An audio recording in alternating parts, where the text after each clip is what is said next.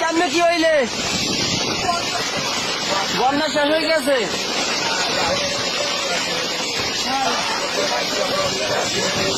ভাঙ্গে পড়ে গেছে টোটালি।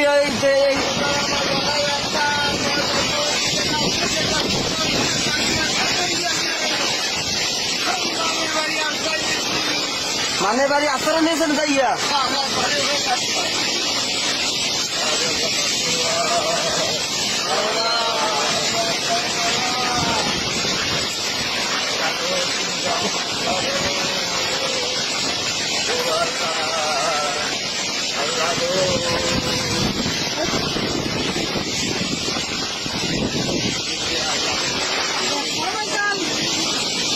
ঘূর্ণিঝড় রেমালের কারণে মানুষের ব্যাপক ক্ষয়ক্ষতি হয়েছে।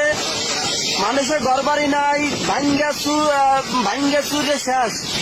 যা আমরা ভিডিওতে দেখতেছেন, বরগুনায় এখন তাণ্ডব চালাইতেছে রেমাল। এই পরিস্থিতি দেখেন, বর্তমানে এই পরিস্থিতি দেখেন, এই বর্তমান পরিস্থিতি দেখেন। এই খালের সাইডে তাদের ঘরবাড়ি ভাঙ্গা চুরিয়া একসাথে হয়ে গেছে। দেখেন ঘূর্ণিঝড় রেমালের কারণে ক্ষয়ক্ষতি হয়েছে, যা আপনারা ভিডিওতে দেখতেছেন। আপনারা দেখলেন তাদের ঠিকমতো থাকার জায়গা নাই, খাওয়ার কোনো ব্যবস্থা নাই।